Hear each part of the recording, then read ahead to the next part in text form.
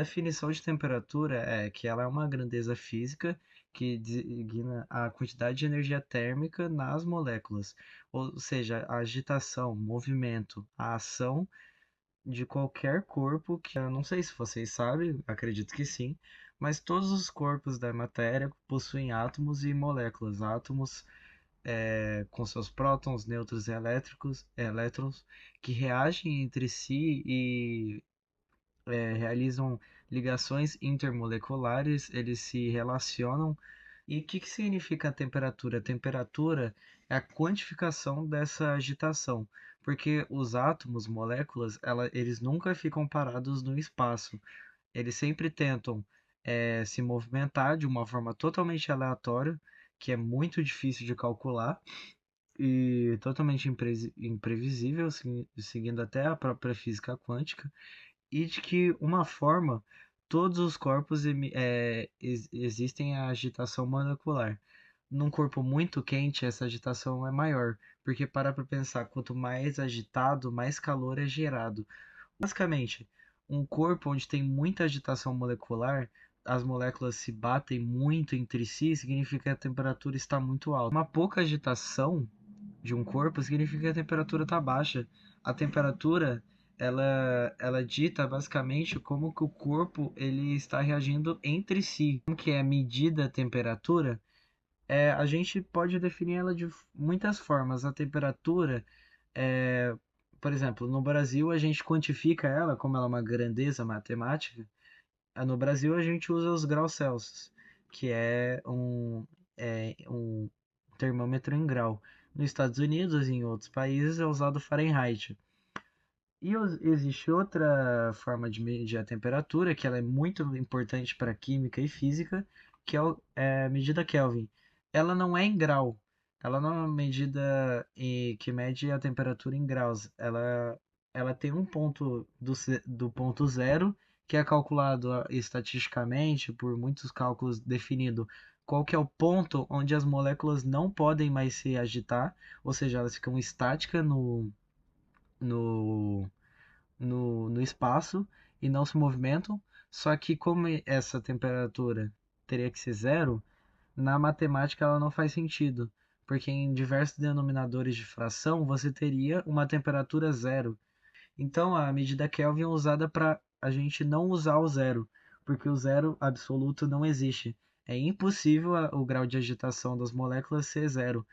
É impossível as moléculas não se agitarem, porque isso significa que não existe matéria, porque a agitação molecular, ou seja, a agitação de todos os corpos, define o que é a matéria e como ela vai existir. Se ela não se movimenta, não existe interação, não existe reação entre os elementos e não existe basicamente o universo inteiro.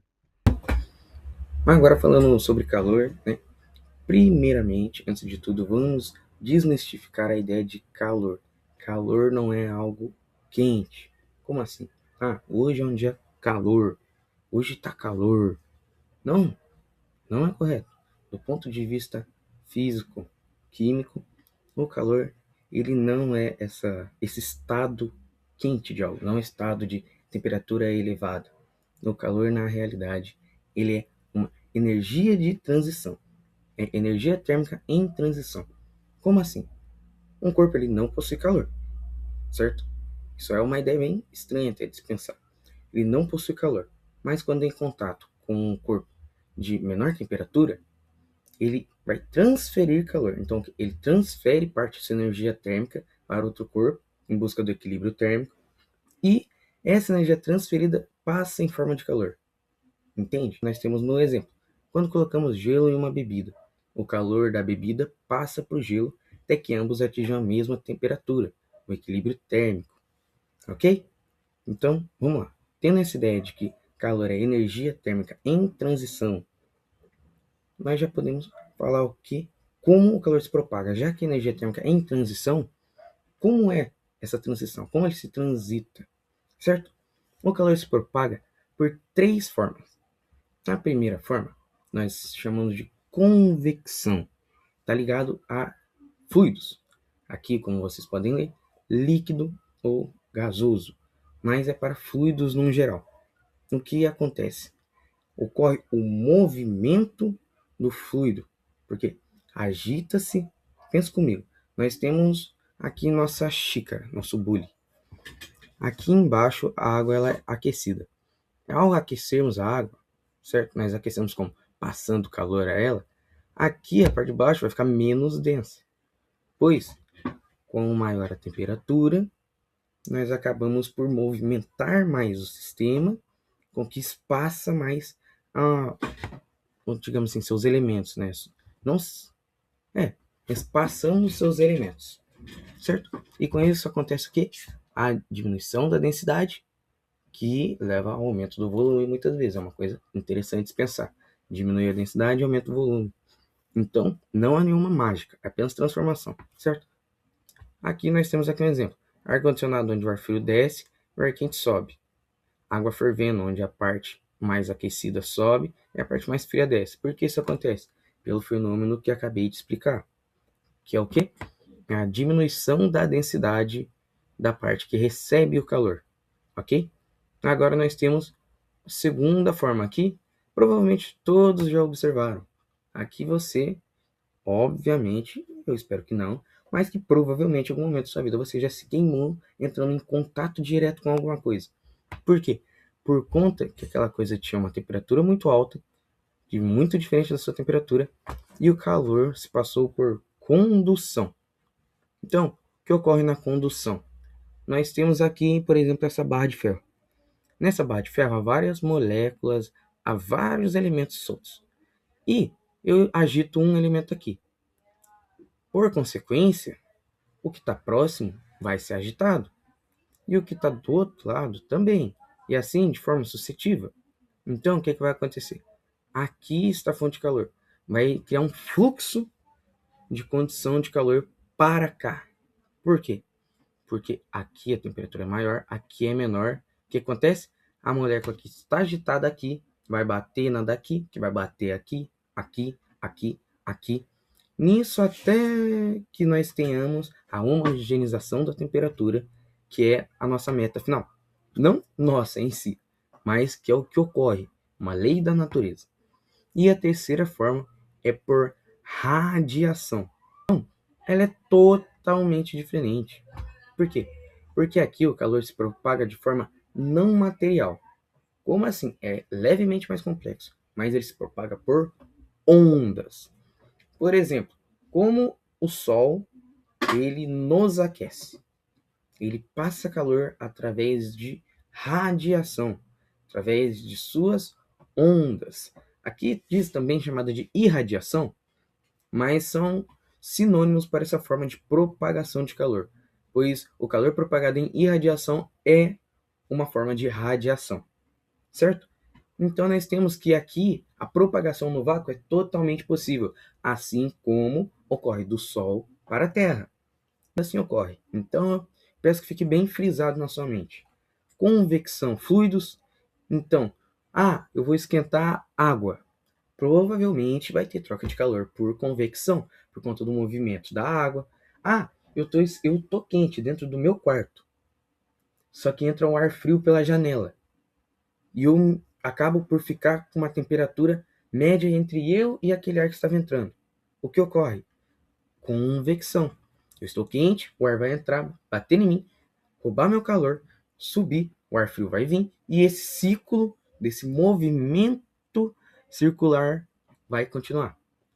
E o Sol, ele passa para mim, eu não tenho contato direto, seja através de fluidos ou através de um meio sólido ou através de qualquer meio. É só vácuo entre eu e aquele lugar. Radiação.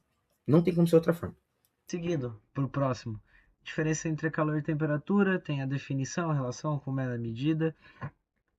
A principal dela, a temperatura, indica o quão quente ou frio um corpo está, e o calor, definição, é energia transferida entre corpos. Rosa vai explicar isso bem certinho para vocês, mas passando para o próximo. Temperatura, mede a agitação das partículas, enquanto o calor ocorre devido à diferença de temperatura entre os corpos. Existe uma grande diferença. O calor não se trata da agitação das partículas, mas na troca entre as partículas. A temperatura pode ser medida em um termômetro, por exemplo, como aqui mostra na imagem, 36 graus e meio Celsius, que é a temperatura média de um corpo humano saudável. E o calor não é medido em um termômetro, não tem como medir num termômetro. A unidade mais comum é usado grau Celsius e a unidade mais comum de calor é calorias ou joule. Aí você deve estar se perguntando, calorias? Sim, nós consumimos calor todos os dias. Quando nós comemos uma comida com é, 20 quilocalorias, 20 mil quilocalorias, não, 2 mil quilocalorias, 1.000 quilocalorias, significa que a gente está consumindo calor. Só que a comida ela tá na forma química, né? Ela está na forma de um amido, de uma proteína, de fibras, por exemplo, num vegetal. Só que o nosso corpo ele digere isso e transforma essa potência química em calor puro. A gente consome calor, nós gastamos calor, nós vivemos à base de calor. E isso é medido em calorias ou joule. Temperatura é a característica do corpo, se tratando da sua natureza, enquanto calor é o processo de transferência, não necessariamente do estado da matéria. E por último, um exemplo de cada um, a gente pode definir uma água, é, por exemplo, em relação à sua temperatura, como 80 graus Celsius, não 80 calorias. Entretanto, a temperatura não mede quanto que um calor transferido de uma caneca quente para uma caneca, ou de quanto que um líquido quente é transferido para uma caneca quente, ou outras formas de estado. Dito isso, vamos falar um pouco sobre as mudanças de estado da matéria. As mudanças de estado da matéria, você já sabe que se você pega um copinho com água, põe no congelador, ele vai virar gelo em algum momento. Isso, você pode pegar para mim, trazer isso, certo? E vamos pôr na mesa. O copo com gelo e o copo com água. São a mesma coisa? Aí você deve perguntar em que aspecto? Pois não houve nenhuma transformação química, é a mesma matéria, mas houve uma transformação física de mudança de estado da matéria. Agora vamos falar quais são as mudanças do estado da matéria. Nós temos um líquido. Quando o líquido ele se aquece e se torna gasoso, nós temos uma vaporização, certo? Quando nós temos o oposto do gasoso para o líquido, liquefação. Líquido. Fação, ação. Então, o que? Ação para o líquido, ok? Vaporização, vapor. Ação, ação para o vapor, ok?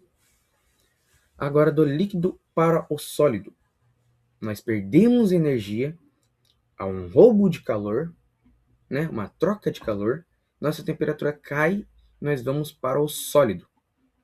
Nós temos uma solidificação, certo? Sólido.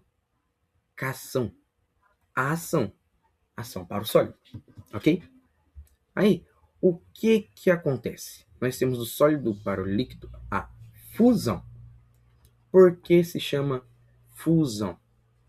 Infelizmente, eu também não sei.